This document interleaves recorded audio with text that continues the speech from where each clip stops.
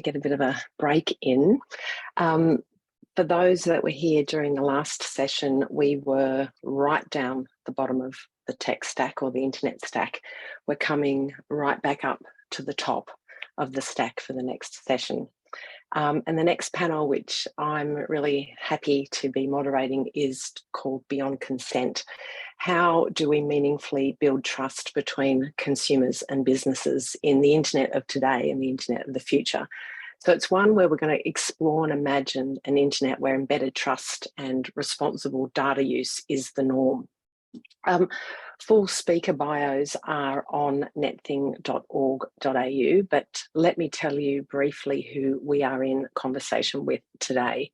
And just a shout out, we're missing Ben Reed, so I suppose we're working on that in the background. So we have Catherine Kemp from the Faculty of Law at UNSW. Her research focuses on competition, consumer protection and data privacy regulation. She also teaches in data privacy law, fintech and contracts. We were going to have Dr. Kate Bauer, so in another classic example of a swap in and swap out, I want to welcome back Chandni Gupta, who has agreed at the last moment as well, thanks Chandni, to step in for Kate. Chandni is the Digital Policy Director at the Consumer Policy Research Centre, and she explores consumer issues such as the impact of deceptive and manipulative online design and the impacts on Australian consumers, and also the gaps that currently exist in consumer protections. And Ben, hoping that we are going to get Ben online. Ben is the founder and the Chief Digital Product Officer at Digital Creators, and they're a venture studio that designs, builds and launches tech-based ventures. He's worked in digital product development, software engineering and product leadership for more than 20 years. So he's a real practitioner and a perfect contributor for this session. Okay, I can't see Ben, so maybe something is going wrong with me. But Ben, can you come off mute just to confirm that you are with me? Yeah, I'm here. I am here. Great. Okay, so we can't see you. Navigate video issues, but yeah, I'm here. I'm present. Fantastic. Before we get going, I want to just acknowledge Dr. Kate Bauer from Choice. Kate has coordinated this panel. She's worked with me to theme it up and kind of shape up the discussion that we're going to have. She came down last night with a dreadful lurgy. She may be online in chat, so hopefully she can contribute in that form. But Kate from Choice, thank you very much for bringing this together for us. For those of you that don't know her, her superpowers are in data misuse, including price discrimination, algorithmic biases, and facial recognition tech. In fact, Choice's recent investigations into the use of facial technology at Bunnings, The Good Guys and Kmart has yielded some really powerful results, including the Office of the Australian Information Commissioner launching a formal investigation.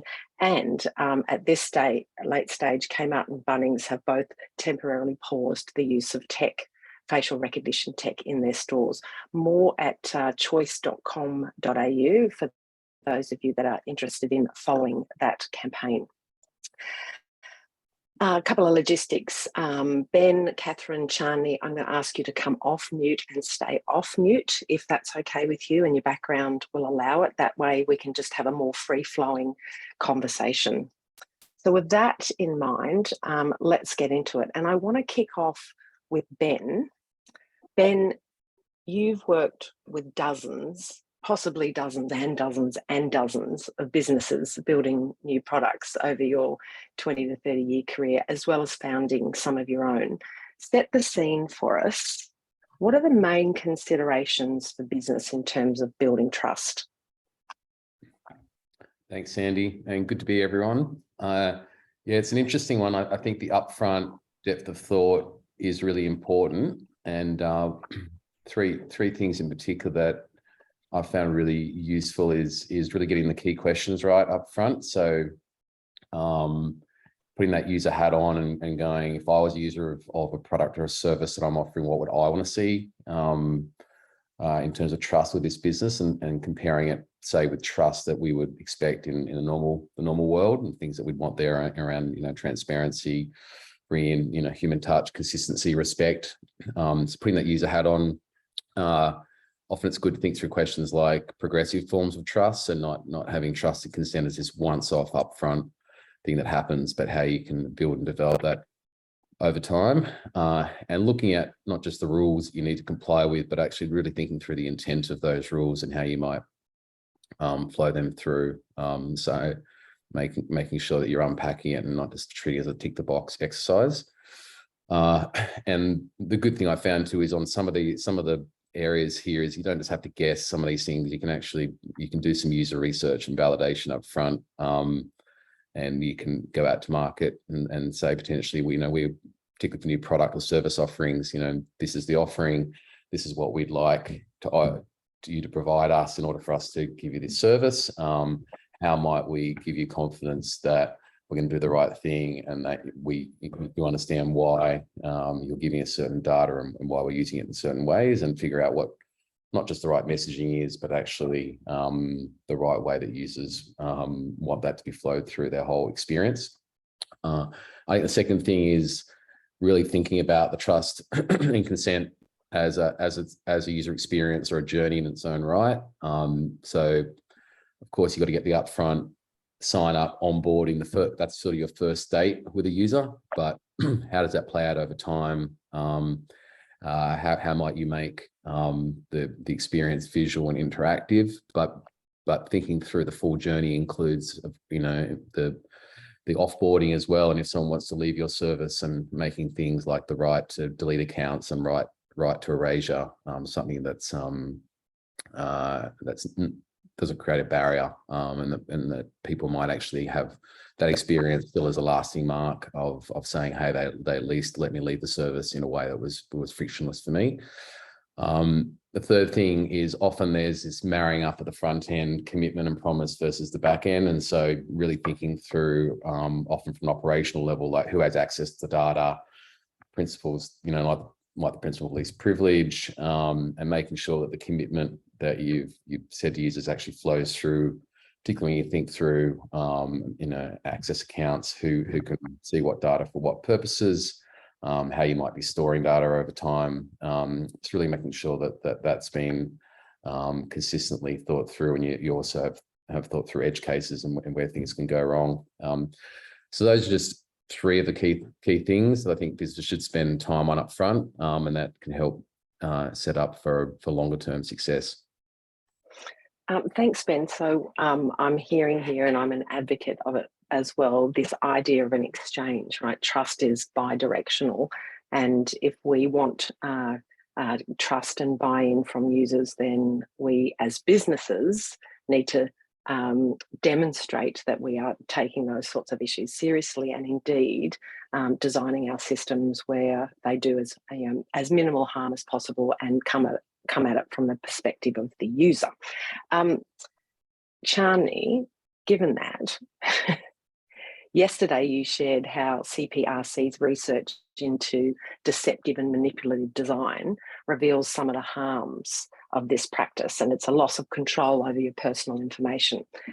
How did it happen, and what are consumers experiencing? Can you elaborate a bit for us on that?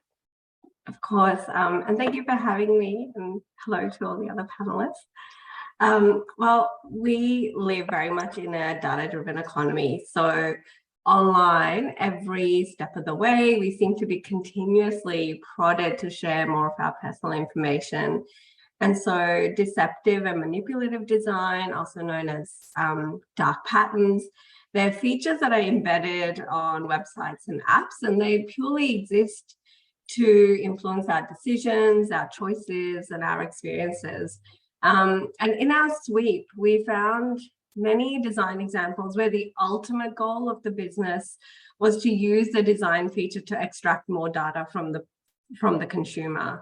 So pop-ups inviting you to sign up, where the sign up button is really prominent, and the option to close the pop-up is either hidden or it just doesn't even exist. Or you're made to feel really stupid for saying no. So that's often known as confirm shaming. So one option would be, you know, sign me up and get my $10 off now. And the other option is, no thanks, I like paying for more. And then there were other features where you don't have a choice. So for example, you know, just to view a timetable of a fitness center or purchase a couple of shirts, you needed to set up an account, you need to share all sorts of personal information before you can do some of those things. Or you're asked a question, things like, are you okay with cookies? But there's actually no way of saying no by using the site. You're just ultimately agreeing to it.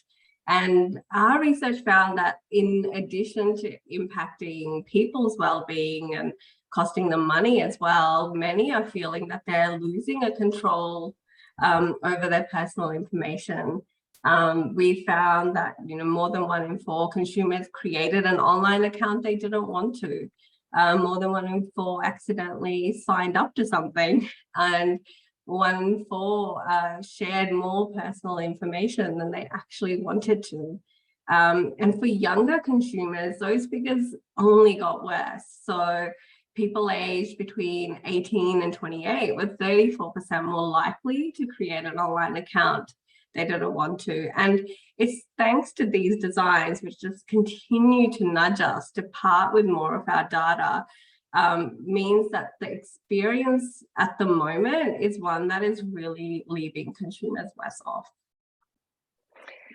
Ben, I might just throw back to you, thinking about that for a sec. And Matt in the earlier session was acknowledging that businesses need to make a profit, right? What's the level, where do we stop though, where we acknowledge that businesses want to make a profit. We want to promote and enhance and design from the user perspective, but what's the right balance there? Are we going after conversion metrics, so we're meeting businesses' needs first over the user, or should we be user-led because we possibly know that if we are that, business profit will ultimately follow? What are some of your thoughts there? Well, that could be its whole panel session. That could be as a follow-up.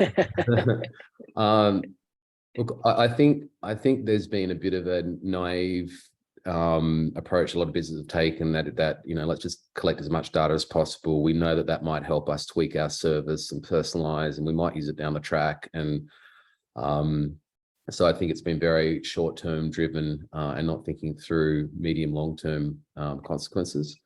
And I think even if businesses just still want to stay with a pure, you know, economic or value-driven approach, I think they're going to increasingly start seeing data a little bit more like a balance sheet approach, and kind of go, well, data has some value and can be an asset, but can also be a liability. If we're sitting on a whole bunch of data and we're not using it, it exposes us to that data getting leaked out, or consumers finding out that it wasn't used in the way that they wanted. And if you're not genuinely using that data to drive value, why are you collecting it in the first place, or why do you have it there?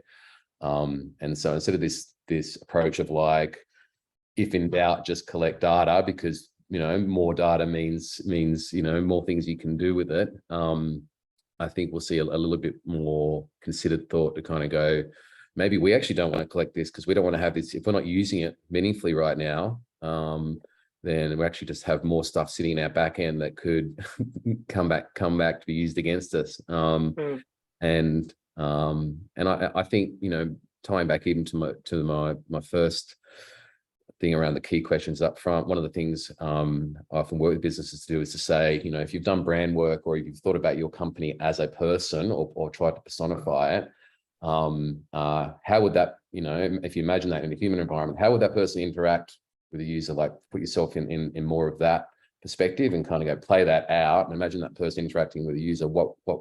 How would you expect that to actually flow as a series of interactions? And so I think getting that human lens on is really important, even in a topic which sometimes like this can feel dry. It's a good segue to Catherine. thinking about some of the work that you've done, particularly comparing privacy policies and statements with how they collect the data in the first place from the consumer, and then those same businesses spruiking what are essentially become data services to other businesses. Can you tell us about that, and what do you think it tells us about trust?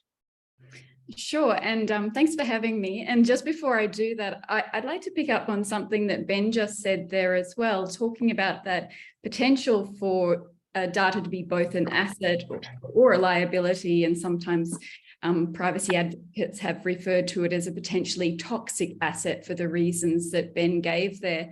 And I think, though, getting more into what he followed up with, it's important not just to see it from the side perspective of the business as either an asset or a liability, but to acknowledge that this is something that's quite different to other aspects of a business, in that it fundamentally affects the dignity and autonomy of individuals, and therefore, you know, some other people who might compare it to cash, oil, and the like are ignoring those aspects of it. On the side of the claims about data that are made to consumers on the one side and to advertising customers on the other side, this is something that I have been researching this year in particular, and looking at a lot of those claims that firms tend to make, that certain data is anonymous, or they might say de-identified, or in some cases pseudonymous, which most consumers wouldn't have a clue what that means. And the idea behind this is, I think, twofold. One is that to some extent that's an attempt to take the data outside the privacy legislation by saying it's not personal information. But if that argument fails, then these clauses and terms in the privacy policy might be used, or the firm might attempt to use them to claim that they had the consent of the consumer anyway.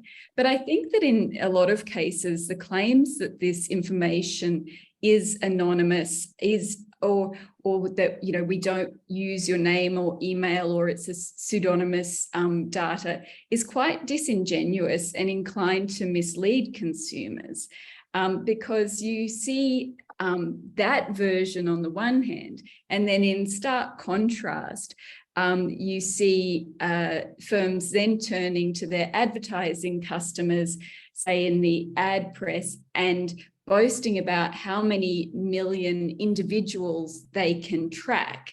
So in my paper from earlier this year that I presented at the National Consumer Congress in June, which was called How to Track Consumers Who Don't Want to Be Tracked, I give the example of a major news and entertainment platform that lists off various information to the consumer and says all of this is anonymous data unless you are logged in as a recognized user.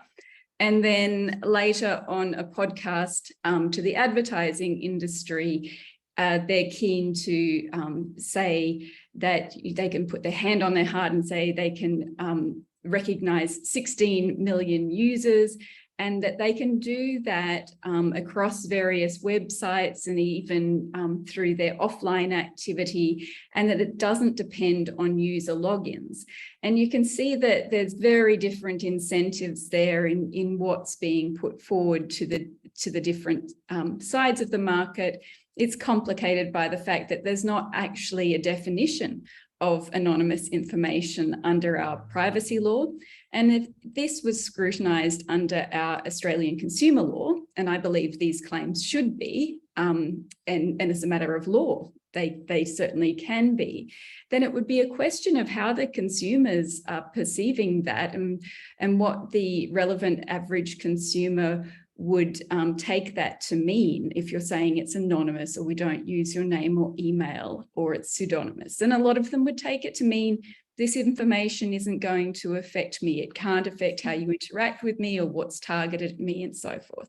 And on the trust side, I think that undermines trust clearly, to be making disingenuous claims about anonymity or pseudonymity. And that is really taking advantage of the information asymmetries that exist between firms and consumers, when on the firm side, you understand practices like hashing an email address and using that instead of a name or email and the like. And that basically firms need to come clean on this and abandon those disingenuous representations. Ben, what's going on? I do lots of private sector work. You do as well. What on earth is going on inside of a business, if you could even hypothesize? Is it literally one arm is not talking to the other arm? The sales team are incentivized differently to sell data sets to the team over here that's collecting the data. Do you have any thoughts on what actually might be going on? Yeah, well, I think a lot of it is incentive driven, and if you're not to single out sales and marketing, because but they often do need the most amount of data around segmentation and being able to optimize funnels and different campaigns, and so you often see that if you put yourself in their shoes, you kind of go, well, my job is to get out to X number of people, convert them through, and the best way to do that is to try to target it as much as possible and do custom messaging. And so you can, in that just lens, you could argue that let's collect as much data as possible, because then we can micro target, and then we can get down to the optimal way of spending our money. And in a way, they're just trying to problem solve for something they've been asked to problem solve for. And so I think what I often see missing is maybe someone in the business who's taking that step back lens and kind of going, well, how are we actually using this data across the business? And again, how's it consistent with what we actually want to be known for? And what are the short, medium, long-term consequences of us doing this? So a lot of time work is done up front to say, here's what we should comply with, and here's how we do our policies, and here's tick, we've done that work, and now let's off and race and run a business. And you don't have that regular cadence and cycle of stepping back and kind of going, all right, that's where we started, but where are we now? How are different teams using it? And are we staying true to what we really want to be known for a business? So I think it's maybe less about different parts of business not talking to each other, because in a way they're all just operating to incentives and goals that they're set, but often missing someone within the organization who's given a real specific remit to regularly rethink through not just the compliance parts, but even almost like the philosophy of how the business wants to think about data and how it wants to treat it. And interestingly, for participants, Kate, when she was trying to pull this session together, there are at least 3 heads of data and privacy from the private sector who all initially agreed and were able to participate in this panel. And then as the data breaches have come to light, they dropped off one by one. So Ben is here representing, giving us some perspective on one benefit of running your own business is you don't have to report to anyone else, and whether you turn off to a panel or not. Yeah. I want Catherine or Charlie, any comments there before I sort of flip to a different topic? I think it's really true what Ben says. It comes down to taking a more philosophical approach and thinking, what are we about?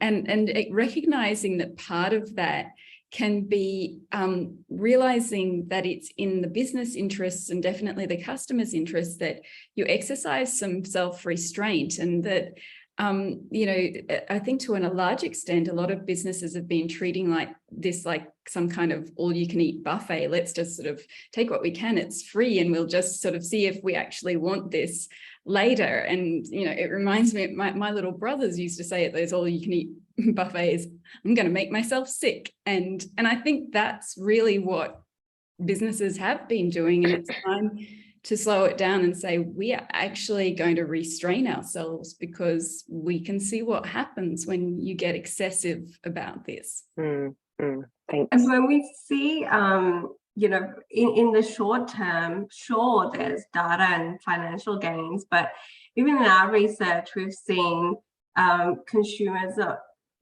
like for example, with the dark patterns work, many consumers stopped using the website. They reported feeling a loss of trust with the organization, and that they felt that their relationship with the business had really been undermined. So in the short term, it might feel like the great thing, like as Catherine so aptly put it, the buffet, and it's all there to consume. In the long term, it could actually have some real setbacks for a business. And if more businesses start taking a more holistic approach and are putting people in front of mind, you'll start seeing also hopefully a shift happen as well. And I feel like, especially with the breaches that have happened recently, people are starting to ask those questions. Can I trust the businesses? And this is perhaps that point where businesses will need to start thinking about how they build trust without having to consume absolutely every piece of data that they can get their hands on. So here's a possibly controversial question, and maybe, Catherine, I might kick off with you. But do you think consent is a prerequisite for building trust? Depends how broadly we're defining consent, and I'm not going to get technical about it, but if we're talking about express specific active consent for every single use, then no. I think some uses and purposes are so obvious to everyone and well within consumers' reasonable expectations, that we're going to use your personal information to fulfill your order, to communicate with you, to take your complaint, to process your complaint, to give to the courier company who'll need your address. All of that stuff, we don't need to be getting consent on that. That's bleeding obvious that all of that is needed. I think it's when organizations want to include further uses or collections or disclosures which are not necessary for the original product or service and directly related to providing that service, or that they're not otherwise within the consumer's reasonable expectations, that you can't be going behind consumers' backs and doing that without their consent. And you can't say, well, we've explained our value proposition now, and that you can't buy this service without having you track you throughout all of your other activities that are unrelated to this. I think that kind of unreasonable bundling also undermines trust. And just one last thing, when I'm talking about reasonable consumer expectations, I don't mean the reduced pessimistic expectations that have been born of abuses and learned helplessness in the current deficient regulatory environment. I mean, what a consumer could reasonably expect as a matter of fairness. Ben?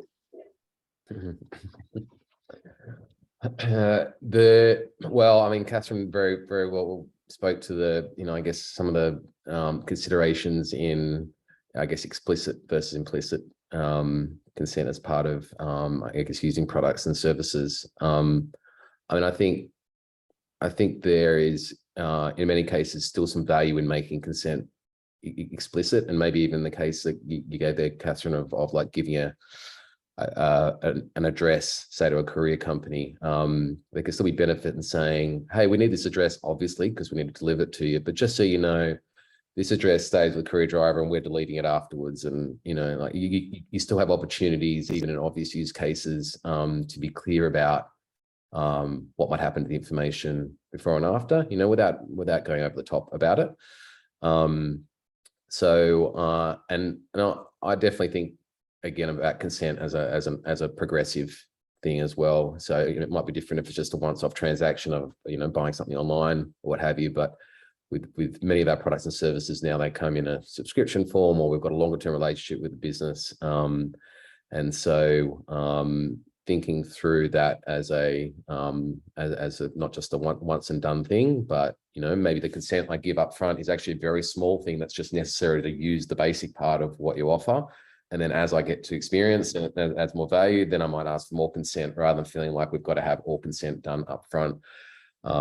So yeah, I think it's erring on the side of explicitness is a good thing, even if it's not mandated. I think they're distinguish between notice and consent, because telling them this is what we do and don't worry about it, we delete it and so on. I think that's notice, and it doesn't require something of the consumer and doesn't give rise to potential consent fatigue. And then consent, which should be explicit, I think we save for the stuff that's less reasonably expected. Well, certainly consent can have its place, but the current privacy policies really undermine that really meaningful choice at the moment. So, you know, we've found like 94% of Australians say they haven't read privacy policies, and Catherine touched on that earlier as well. And how can you blame them? They, you know, some of them take up to 90 minutes to read. Who's got the time? And in most cases, as is mentioned, that consent's offered in a very much a take it or leave it option and approach. And we found majority of consumers, in fact, more than 70%, are accepting privacy policies at the moment, even when they're not comfortable with them. And when we ask why they're doing that, it's because it's the only way to access a product. And so we've really got to find, so yes, Australians want more meaningful ways to receive notification on what's collected and of course make meaningful choices. But as a first step, they also want protection against misuse. If that foundation is there, that your data won't be misused and there are just some things that will just not happen, then you can have that broader discussion. So I believe once those kind of levers are in place, then we can actually have a very meaningful discussion on consent and then how that operates. So Alexa in chat talks about an experience with Car Next Door when it was sold to Uber, checked with him and confirmed that all of the historic data of the locations had been handed over to Uber. And that pissed him off, rightly so, because his understanding was that Car Next Door would track the location of the car to prevent theft. And years after a service is being used, I didn't expect that data to be handed to a foreign company. Please encourage people to post questions into Q&A. I'm going to flip across to Catherine. You've recently called out the lack of enforcement of what you've called Australia's forgotten privacy principle. Could you tell us about that, about the direct collection rule and what it means for consent and trust? Yes, there's this little known provision of the Privacy Act in the Australian Privacy Principles that makes it illegal for many companies in Australia to be buying or exchanging consumers' personal information for profiling or targeting purposes. It's almost never enforced. It's actually only been enforced once against the Australian Defence Force, not against any private organisation. And I've argued that the OAIC, our privacy regulator, should be enforcing it against private organisations. So one of the concerning practices here is something that's euphemistically known as data enrichment. That's essentially firms rather going behind their customers' backs in many cases to fill in the gaps about the information that the customer has actively provided them with. So a consumer might sign up for a service or fill out an online form, sign up for a newsletter, and just provide the necessary data like their name and email and delivery address. And then the company can turn to other retailers or data brokers and purchase or exchange extra data, which might be their age, income range, family, habits, purchases, and then use that to build a more detailed profile on the consumer, which they can use to more accurately predict behavior and more precisely target with ads. So this APP 3.6 is the specific provision in the Privacy Act that says that, in fact, organisations that are covered by the Privacy Act must collect personal information about an individual only from the individual unless it's unreasonable or impracticable to do so. And at least one major data broker has recently asked the government to remove this law and said that it is out of date, and they would prefer it not to be enforced. And as I've said, it hasn't had attention from the OAIC in respect of these data enrichment practices. And really interestingly, unlike a lot of other rules in the Privacy Act, and particularly the Australian privacy principles, consent is not an exception. You can't raise a defence that, yeah, I went and collected this personal information from a third-party data broker or another retailer, but I had this privacy policy which mentioned in the fine print that I collect demographic details from third parties. So my customers essentially consented to me doing that. For starters, that would be a highly questionable form of consent. But people might argue that it still fits within the current definition under the existing legislation. But the problem is it's just not an exception to this rule. Unlike the rule right next door, which provides consent as an exception, this time we've got to fit it within that test of whether it would be unreasonable or impracticable to get it directly from the individual.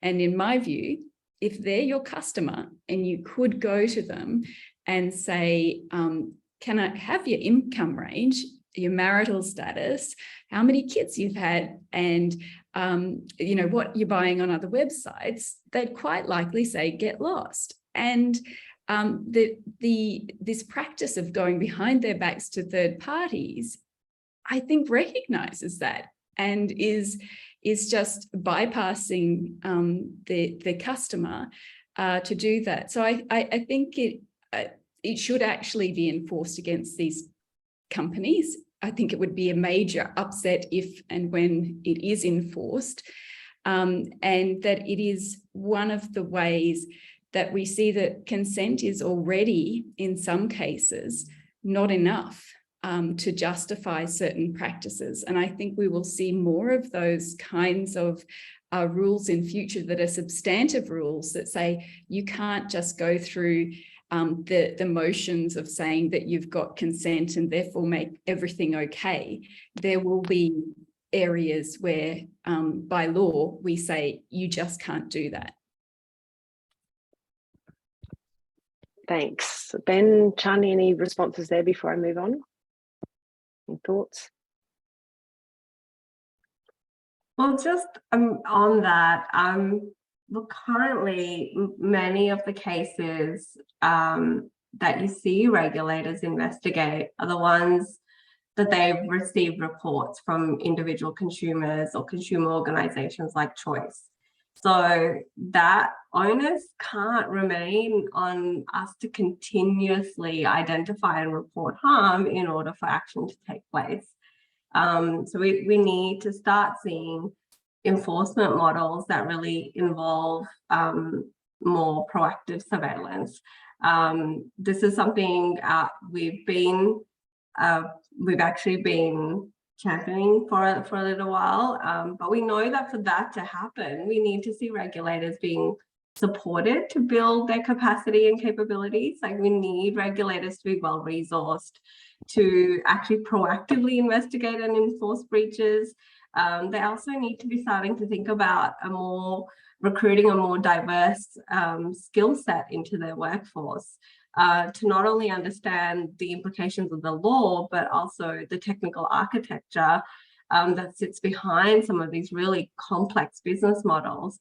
You need experts such as ethical designers and data scientists and AI engineers and information security analysts. They all need to be part of the mix, and it becomes even more important when you see, like, the examples that Catherine raised, the database harms that are even more targeted and more personalized.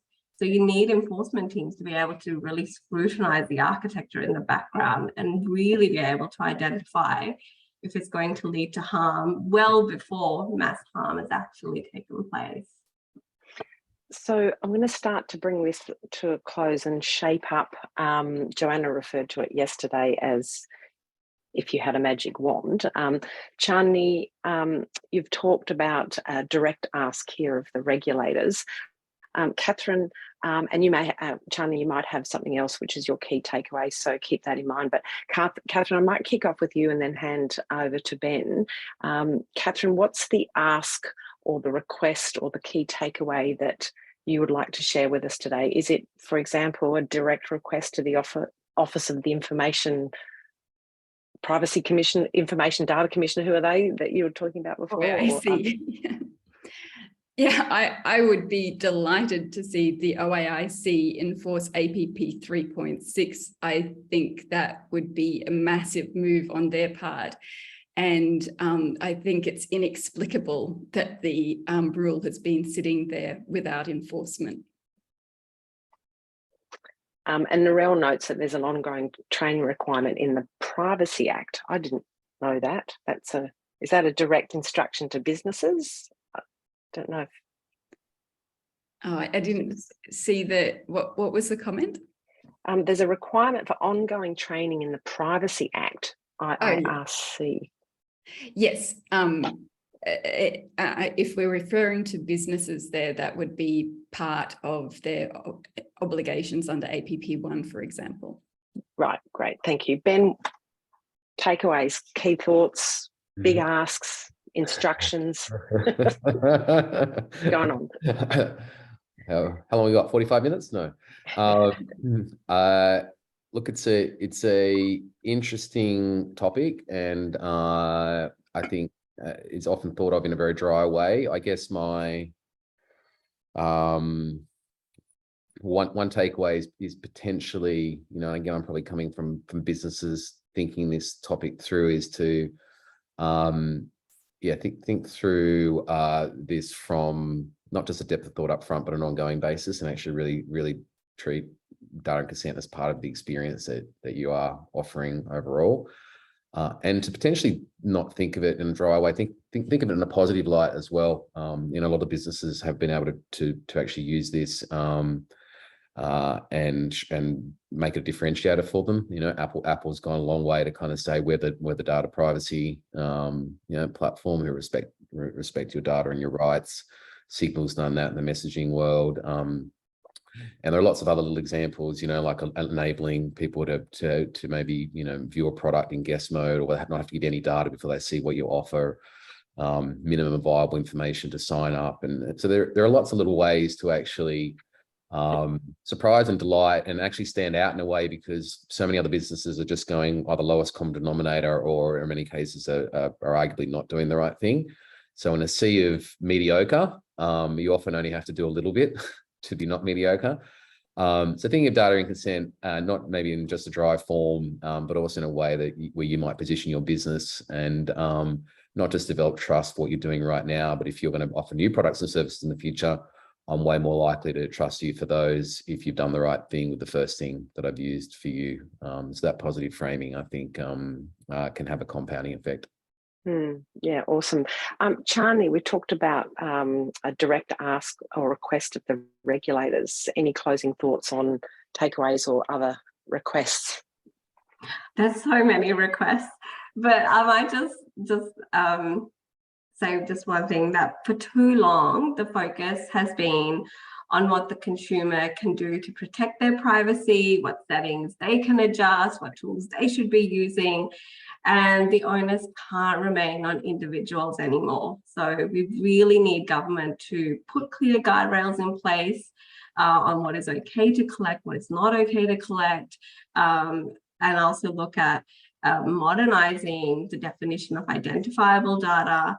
And then, of course, putting the accountability back on the businesses to really provide a fair and safe and inclusive digital environment for all Australians. Take a lead from them, basically. That would be great. But I'll end it there. Thank you. Catherine, last 10, 20 seconds, anything from you before we close out? No, I completely agree that we need to see this not be always, you know, individuals shouldn't agree to that kind of thing, or they should read the privacy policy and so forth. They simply can't. And we simply can't decline every single service and product, including the ones that our employers and schools require of us. On the basis of the privacy policies, we need some substantive rules that don't make it all about this fictional consent. Panelists, thank you very much. We'll bring it to a close. It's right on 12:30. Well done, everybody. Charnley, again, thank you for being a ring-in. Ben, thank you for, you know, representing all business. And thank God you're not in the business, but you are a consultant, coach and trainer. Catherine, really deeply insightful thoughts from the research that you've done. Thank you, everybody. Herein lies the end of this session. I hope you've enjoyed it. Thanks again. And I believe we are going to a lunch break. So we will be resuming after the lunch. I'll hand back just to Bronwyn to hand over. Thanks again, everybody, and see you later. Thanks so much, Sandy. That was a great session. I think you've already pretty much announced it, but as we're basically going to break for lunch now. We'll be back in 45 minutes at 1:15 p.m. Sydney time. And for those who are interested, we have a fireside chat running during the lunch break. Thanks all, and we'll see you after the break.